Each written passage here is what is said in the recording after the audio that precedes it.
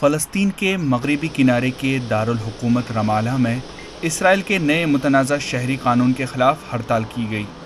ماہرین نے شہریت کے اس قانون کی نکتہ چینی کرتے ہوئے اسے غیر یہودی فلسطینیوں کے لیے امتیازی رویہ قرار دیا ہے۔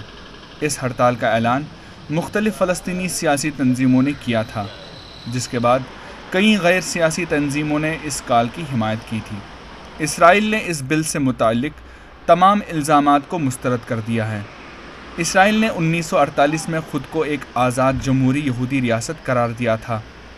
اسرائیل حکومت کے مطابق شہریت کا قانون پہلے سے ہی موجود ہے، البتہ اس بل سے اسرائیل کے یہودیت کی شناخت کی مزید تصدیق ہوتی ہے۔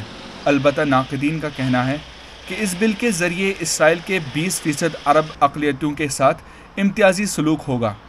اس بل میں عرب زبان کو بھی کمتری کا درجہ حاصل ہے۔